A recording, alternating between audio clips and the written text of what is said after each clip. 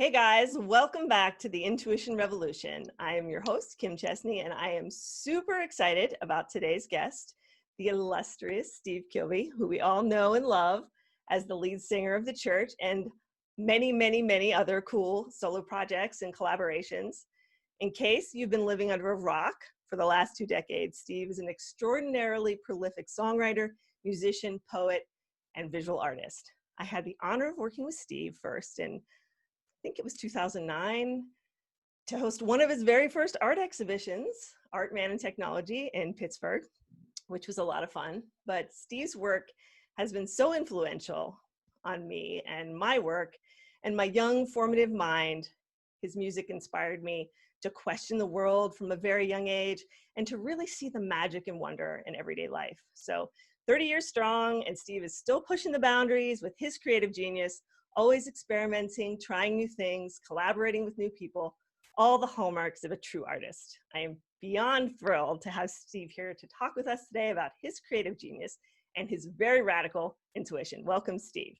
So I have been trying to figure out where to start with you, Steve, because so much of your work ties into intuition, beyond the music itself, the poetry, the social consciousness, the mysticism, the storytelling, the art. All of your life's work has masterfully spanned the gamut of creative self-expression. And, but really tying this all together is your ability through, some ephemeral power that you have is to connect people with something bigger, with something higher. And listening to your songs is often a spiritual experience in itself. And to me, this is really the signature of intuitive genius. So, we talk about intuition in this book. We're talking about radical intuition, and intuition is our connection to all that magical stuff that's like above and beyond, that flow, the creative flow, the inspirational flow, the insight that comes, so all of these really big, magical, profound ways that we connect. So can you tell us a little bit about your inner muse and your creative process and all that sacred stuff that comes down from the ethers to you? Okay, I'm going to start off with a really controversial subject statement. I knew you would. Yeah. Mostly, I smoke a joint, and when I'm going to work on something, and it just sort of plugs me in.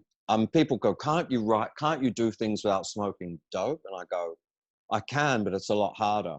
So mostly it's a weird thing. I smoke a joint and the answers just sort of arrive in my head.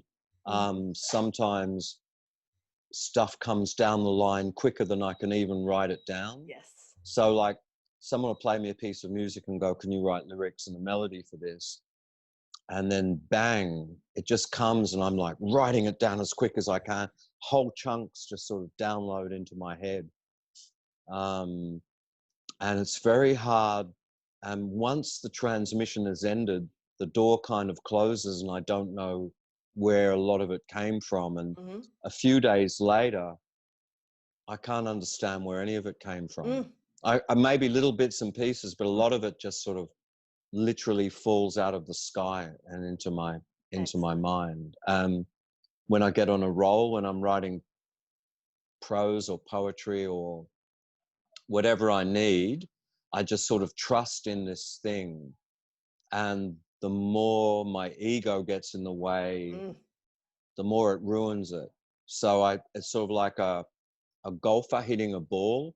I always think of this analogy. I read this article on Tiger Woods and said, he's not really a that much better golfer than anyone else, except people like him, the great sports people, have an ability to disengage their minds and just feel what they're doing. So most guys would stand there and go, "Oh my God, I'm in the American Open. Oh, if I miss this shot, and if I hit this shot, I'm going to win $1 million."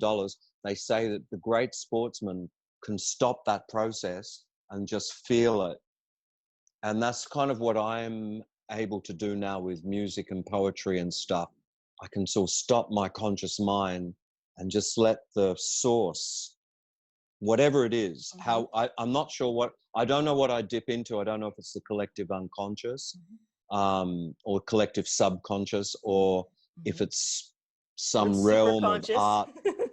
Yeah, I don't know what it is, but I can access it. When I haven't always been able to do that. I didn't realize how it was done, and I used to force it. I used to try and write stuff. I thought using my brain would answer. And my brain can write music and words and do things, but there's something beyond. I saw this great painting by Alex Gray, and he's standing there and he's painting, but behind him are all the great artists of all time, are like standing behind him, all focusing into him and coming out into the painting. I think it's something like that. I think it's something like some people can access this well.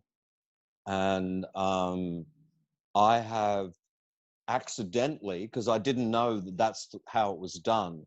And you can't force it. You can't make it happen. Right. You can't go, I want to access what you access. You can't do it like that. You've got to you've got to let it come. Yep. It's a bit like, there are many things you can compare this to.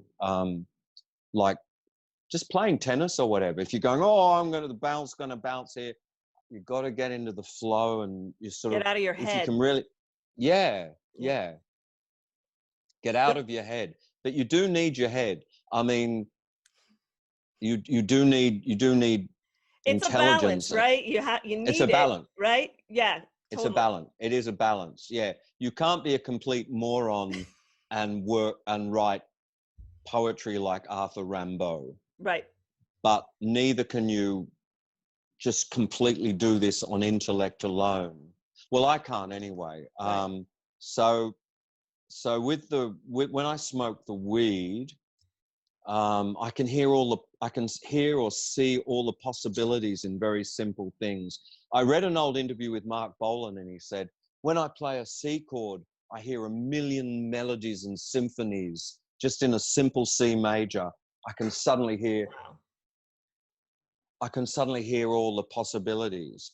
And that's how it is for me when I smoke a joint. It's like everything has, I can hear a phrase, or I can read a sign on a wall, or everything becomes alive with potential. I imagine the great artists maybe they could do it without drugs, but for me, marijuana unlocks that. I can't ever see marijuana as a bad thing. For me, I know it causes psychotic episodes in people, and some people just sit on a couch and smoke dope and eat cornflakes and watch TV. But for me, it isn't like that. It's like, for me, it shows me the limitless possibilities in everything I do. And no other drug does that. The other drugs don't do that. I mean, LSD and DMT and these other things can show you and give you aspirations, but usually they affect you so much you can't do anything at the time. Whereas I find weed, I would never, if someone said to me, write a song or do a painting or write a poem, I would never do it without weed, because it just instantly, I'm in the mood and I'm going. It opens a portal to you almost for that, all that stuff to start flowing in. It does. And I always think of it, it's like, despite what people think, I am an eminently sane and sensible person. You know, I'm not a nutcase at all. And my brain is very wired to just thinking normal thoughts. But when I smoke the weed, it's like everything is plugged, like it's like a switchboard where suddenly different parts of the switchboard are talking to each other that normally wouldn't do it. You know, like everybody's sort of on there at once. I also think I've self-diagnosed this. I also think I have a condition called semantic hyperpriming, where it's often used to diagnose lunatics. But if you're a poet, it's very handy. And that means normal people hear the word door and they go, door, walk, in, out, you know, red or whatever. But I hear the word door and a million possibilities come into my head. Like I connect up all different words. Like words don't have logical sort of don't have logical sequences to me, and and my mind will juxtapose that. And I also, when I talk and when other people talk, and it's always been like this for me, I see the words. I see that even when something, like even if a policeman is going to me, "Excuse me, sir, why were you driving at 50 miles an hour?" I'm like, I'm seeing all that written on a screen. Wow. And at the same time as he's saying it, I'm going, can I use any of this conversation? Can I snip it up?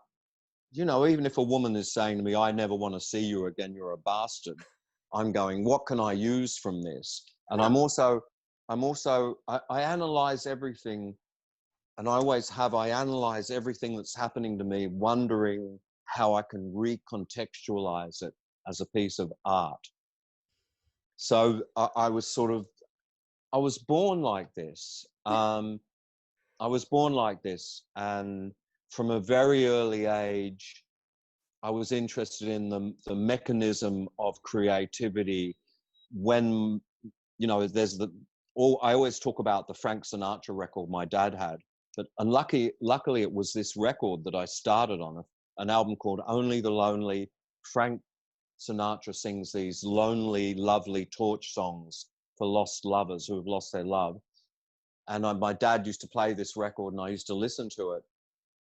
And the beautiful words and music made me yearn as a 4-year-old, not as I am now, but it made me want to deconstruct and get into the mechanics of how songs worked and how all the instruments worked. So I sort of immediately, as soon as I heard music, I wanted to write my own music. And I'm a vocational songwriter. Right. I Absolutely. wrote songs because I had to write songs, and I wrote 1 million bad songs before I wrote a good one.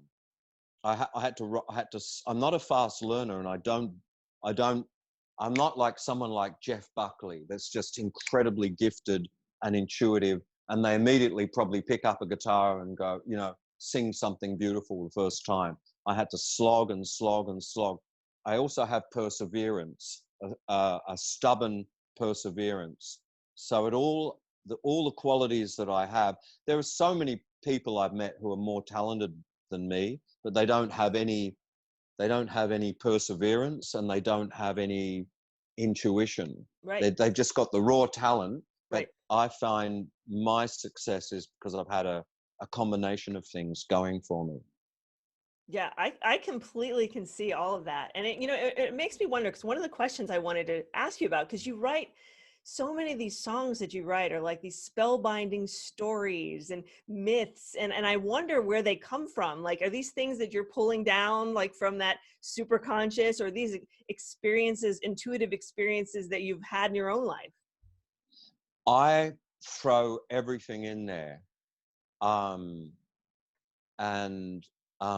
being in love, being out of love has always been a great thing to feed, because I think music, and recently this was confirmed by scientists. They believe music started by men trying to woo women, just like the male bird sings to the female bird. Scientists are saying music originated with men trying to woo women. And research has shown that women are attracted to musicians more than any other sort of thing. Yeah. They say it's an evolutionary thing, where if you can handle a beautiful, complex piece of music, women think you've got the evolutionary smarts to Wow. survive. So it's no good.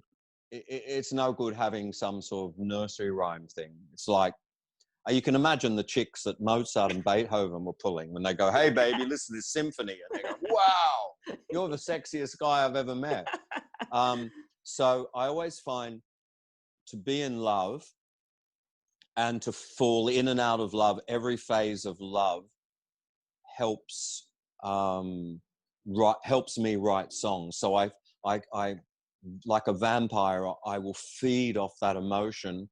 But when the songs come, the women go, "You wrote this song for me," and I go, "Yeah," and they go, "But I can't hear anything of me in there," and I go, "It's all mixed up. It's like everything is all mixed up in my world. And it's sort of like, it just all comes down, and it's my experiences I've never had, people I've never had, books I've read, films I've seen, other songs I've heard, pictures, snatches of conversations I overheard as a child, things my mum and dad might have said. It's all just in there, and anything can be used. I don't, my stories, and often I don't even know what I'm writing, and 20 or 30 years later, I go, oh, I see what I meant there. But I didn't know at the time. So some of it is a mystery to me, what I'm saying and what I'm doing. But one thing that's worth mentioning is I love the Beatles, I love the Rolling Stones, I love Bob Dylan, but I never felt like they were writing for me or to me. And I never had that experience until I got my first T-Rex record and then my David Bowie records. Finally, I felt like these guys were actually writing. They were in that. People say to me, you know me because the things you write are speaking directly to me like you've experienced it. And I don't say this, but I'm saying this to you because we're talking about it. I tried to work out as soon as I heard a Mark Bolan record, and I went, my God, he's speaking to me. He's saying these thoughts. Immediately, my brain started going, how's he doing that? What is the mechanism where this guy is seeming to talk to you and say things for you? And I kind of worked on that.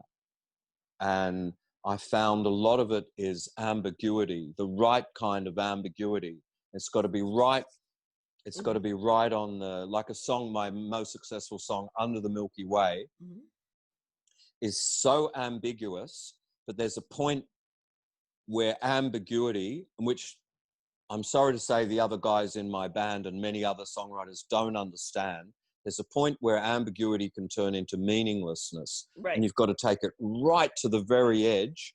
So it's ambiguous and universal, like Under the Milky Way, which isn't really about anything, but it's like anybody who hears it can bring out their own meaning. And it seems like I've done all the work, but actually you're doing all the work. I'm providing a sort of a portal for you to have this adventure. And I find that's what the very best people do. They leave it all up to you. I love that. But it seems some people think that what I do is meaningless, but it isn't meaningless. And I avoid meaningless stuff.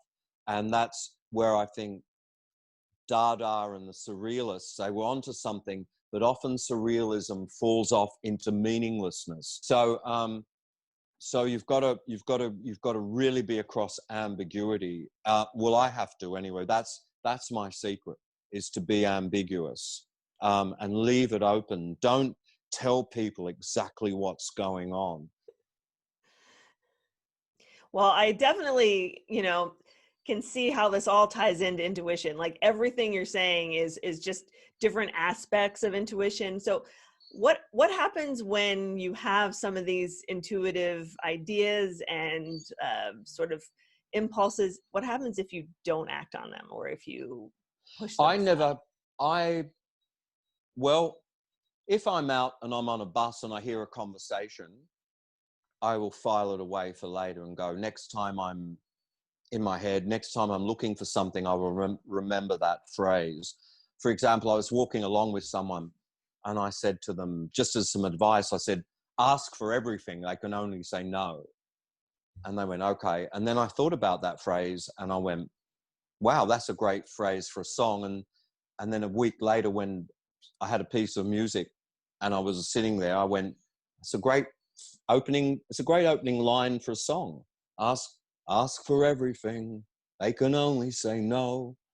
But I'm not tortured. I don't know if this happens to other people. I don't walk down the road and suddenly there's a symphony trying to download and I'm going, oh no, stay out of my head. It's like, it only comes when I want it. It's controllable. I guess I guess if it was uncontrollable, and there's stuff just assaulting you all the time, it might be a bit much. But mine I can switch on and off.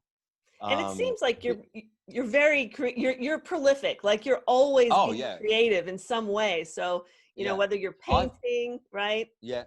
I'm always going. I'm always creating. I'm probably one of the most published like songwriters in the world, as in I've made 60 albums of me singing and writing lyrics, and you can find all of my songs. It's not like, oh, anyone can say, oh, I've written 2,000 songs, but where are they? You know, maybe you wrote them, and, you know, and my recorded output that you can buy is a tip of an iceberg, because so there's like a 1,000 odd songs that you could actually find and buy, and then there's a couple of thousand that nobody's ever heard that are sitting on a cassette somewhere. But So honestly, I look at it all and I try and keep up with it all, and I see, and you I paint know. on top of that. You make all these Uh-huh. paintings. Where do you have the Uh-huh. time and the hours? Do you sleep? Well, I goof off a lot as well. I'm not always working. But when I do work, for example, a guy called Gareth Koch approached me and he said, I'm a classical musician. I've written all these songs, written all these pieces of music. Would you sing on them? And I go, yeah. Book a studio for 2 days. And he says, do you want to hear the pieces of music? I went, no. I know what you do. And I turn up and I smoke a joint and I say, put on the first song. And the first piece of music comes on and bang, I'm away. He had these titles for each piece, which I usually kept. I liked the focus that a title would give me. So he had a song. The first song was called Broken Crown. I go, that's it. Let's keep that. And I'm immediately off. And so in 2 days, I wrote 12 lyrics and sang them. That's the way I work. When I do a lot of collaborations, it's really quick. Mm-hmm. It's like I go in there, the piece of music are ready. I smoke the joint. I say, the engineer hit. I write it. 5 minutes, I've written it all down. The melody and the lyrics come to me and I go and sing it. And then I do another one. So it would seem like I'm always working on things, but the truth is I do a lot of my collabs very quickly. Okay, I just got to say something really quick, because what you just said is like the living embodiment of like everything that I'm saying in this book, is how, you know, this process of intuitive genius is so much easier than trying to work everything out with your head and like practice everything. But isn't it like, okay, my car broke down the other day and I know nothing about cars, and why should I? I've never tried to fix a car. I've never done anything. And I call up the guy who, you know, they come out and have a look, and the guy turns up, he turns the car on, he goes, it's this and this and this and this and this, and this isn't happening. I go, how do you know all that? And he goes, because I've been doing this a long time, I can tell.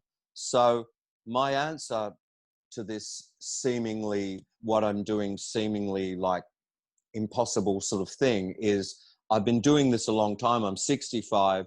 I've been writing songs now for 50 years. And I can guess what it needs very quickly because I've had so much experience. Mm-hmm. I'd be very surprised if someone could immediately do this. Mm-hmm. If the 16-year-old me couldn't have done this. Right. If someone said, here's 10 pieces of music, make up lyrics, I couldn't have done it. So it's been a long time arriving at this point. There probably are, I'm talking about Arthur Rimbaud again. He wrote Illuminations when he was 16. He wrote from 16 to 19, then he never wrote any more poetry. But with me, it's been a long, gradual process to get to this point where I can instantly turn it on. It wasn't always like that. It took 10 years of slogging it out before I perceived what we kind of started in the beginning, right? When we were talking about balancing it out. Like, you need to find that sweet spot where with our brains and our intuition, yes, where they're both functioning, right? Because so many people today were just taught to like think with our like half of our brain, and we're totally let this intuition side atrophy. Yeah. So we bring them both into balance. That's when this kind of magic happens. You do have to bring them into balance. And there's intuition and there's false intuition. So you could be walking down a street and your intuition could go, don't go down that street. Something bad's going to happen. But also your false intuition is just as loud and just as, or, you know, betting, and you're at a casino and the false intuition says, bet on 13. It's going to win you all the money in the world. It's very hard to tell. For me anyway, it's sometimes hard to tell those two things apart. Yes, it is. And that's what we talk about in Radical Intuition, talking about ways to figure out those different sides of your intuition, because what are the voices in our head, and what's that real intuitive connection that we have, and what are these other voices of our ego and our fears, the junk thoughts that come in, you know, that aren't really intuition. Sometimes my false intuition does jump in and I'll write something that's quite substandard because I'm going, oh, well, if my intuition came up with it, it must be good, and it'll reveal itself later on why this is good. And no, I've just listened to the wrong voice. But, you know, false intuition, when it comes to creativity, false intuition can't get you into so much trouble, because what's the worst thing you can do is like write a dud lyric or do an awful painting. But it's sort of more like when you're using intuition to sort of guide you, you know, I can trust this person, and no, you can't, or I can't trust them, but you could, or he's lying, but he wasn't, or he isn't lying, but he was. My intuition doesn't work that well when it's out in the real world. I'm pretty much lost at sea. It's just, so I'm differentiating that intuition that guides us in real life from a creative intuition, which is more like, it's more understandable. And then there's also the process of when you start something, understanding that it may take some work. And I've always been amazed working on a song. You're working and you're slogging away and it's like, that's fucking all wrong. It's not going right. And then it takes one tiny minor adjustment, like something like you might have a track with like 40 instruments on it. And you're going, oh, I don't know what it is. And then you just turn up the reverb on a tambourine and suddenly the whole thing just slots into place. So I've learned not to give up on paintings, not to give up on piece of music, not to give up on poems, but to keep persevering with them if that's what it needs. So I don't give up easily. I've only very reluctantly will chuck something away and go, that isn't working out. I usually figure if I have started on something, I'll keep going until it's finished. I really found applying my musical perseverance and my idea of how music is created, like small things adding up until bingo, suddenly you've got it. I found that with painting as well. And paintings don't look brilliant in the beginning. There's like, for a long time, they can be really inchoate and unformed and ugly. And you keep working and working and working, and then suddenly just one black line, you know, like, or one thing can suddenly put the whole painting into perspective, and suddenly it all falls together. So it's all a kind of things you learn along the way if you keep going. But I've seen people give up so easily, you know, when they're learning to play an instrument or learning to paint or they want to be a poet. I mean, my initial poetry was fucking awful. It was terrible. It was like, you know, bitter and vitriolic. And I'd write about my relatives and I'd show it to my mother and she'd go, oh, you're a bitter and twisted child to write this stuff about people. You know what I mean? And then one day, I was asked to write a poem for the school magazine. And my first line, I lucked into something. And this phrase came to me, and it was, despite impossibility, infinity has been reached. And that's how the poem started. And everyone at my school went, whoa, how did you think of that? And I realized I didn't think of it.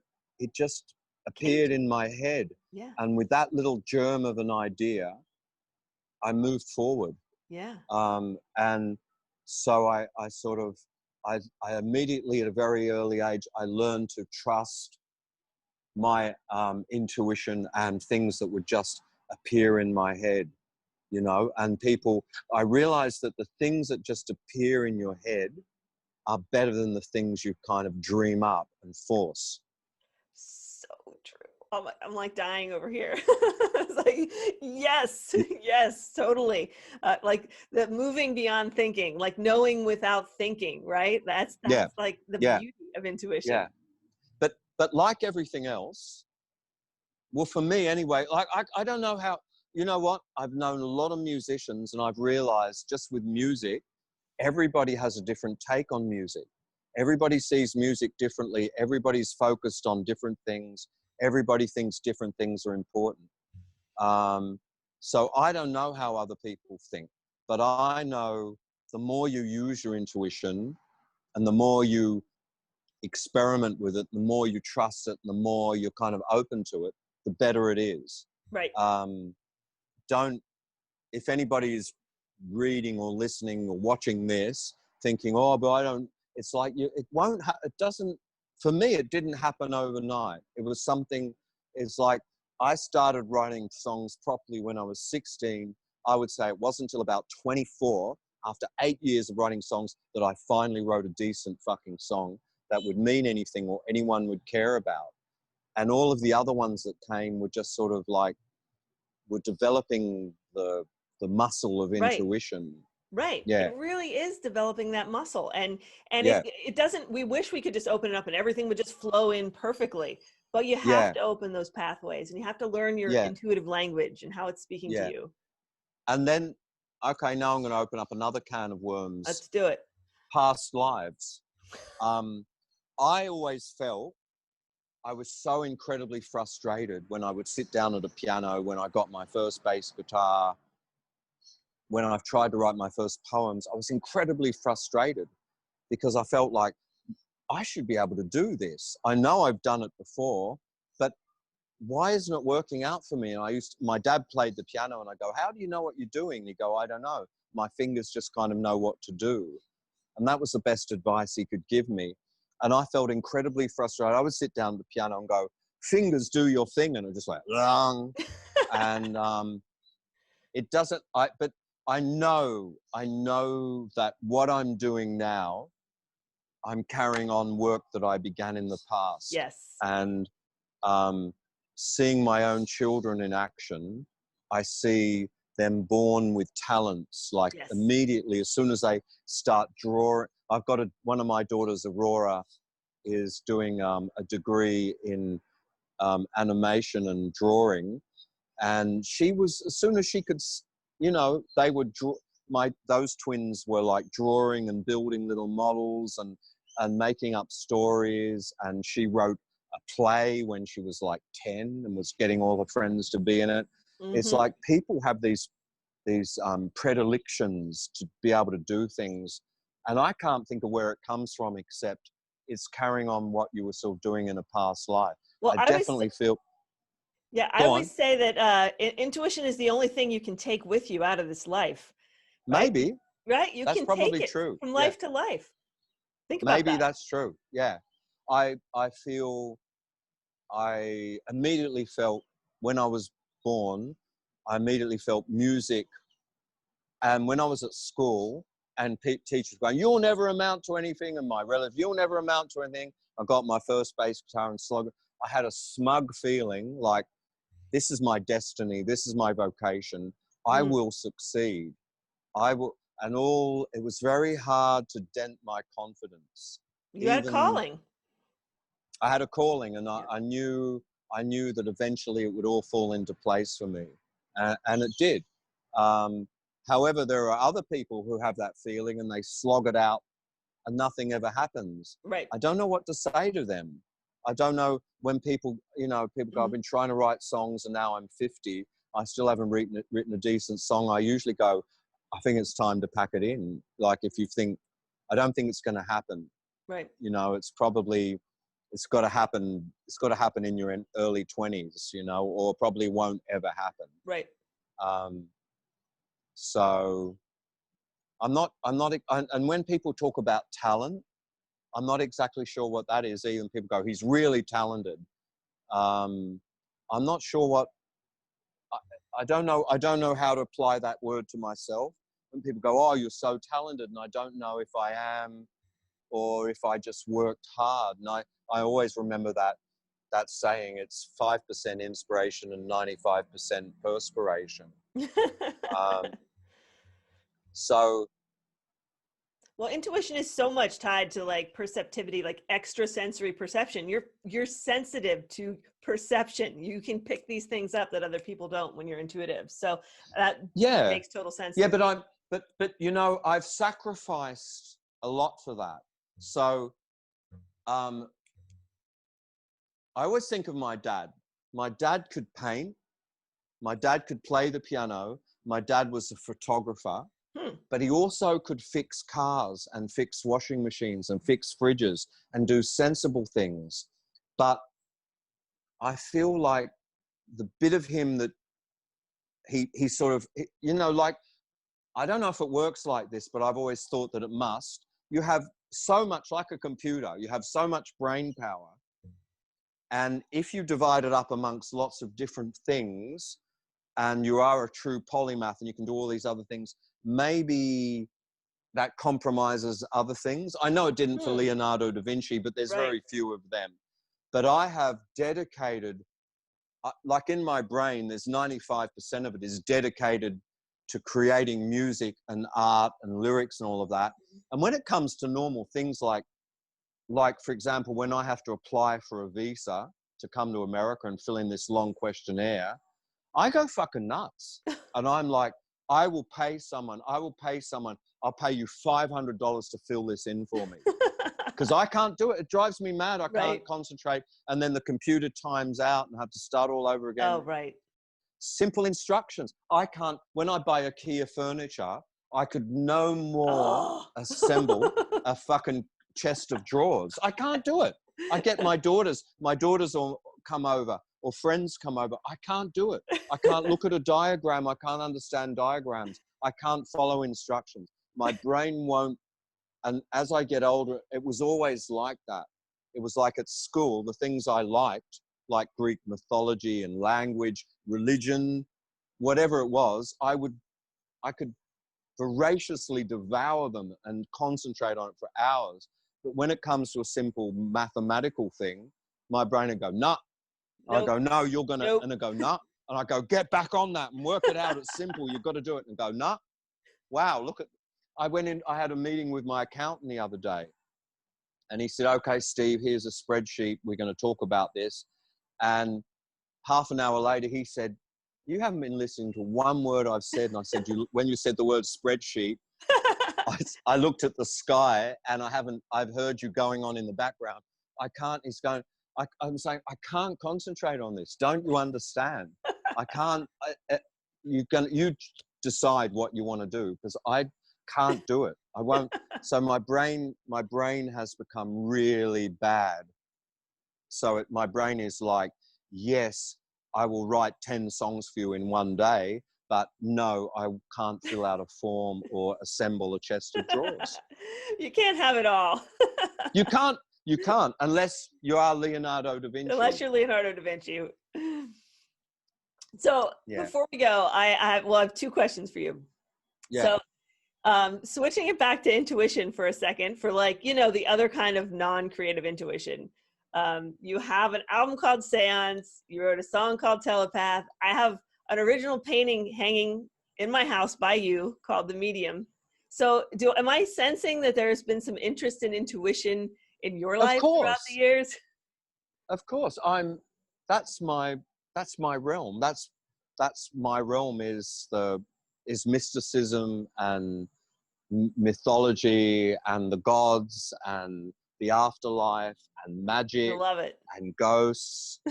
And all of that is my realm. That's where I operate. That's my Yes. specialty. I don't write political songs, you know, tear down the government. I don't write Yeah. about that stuff. That's not my thing. My realm is, I remember I was going out with a girl and she had another boyfriend, and he said, Steve Kilbey writes lyrics like, I walked to the silver sea, but it wasn't there. And he thought that was funny. And I was like, wow, that's a great line. Yeah. I was like, yeah. It's like, you know what I mean? Like, Yeah. So yeah, that's my realm. My realm is all of those things, is to write about and talk about the sort of, the marvelous, the magical, and again, the quote from Andre Breton, beauty should be convulsive or not at all.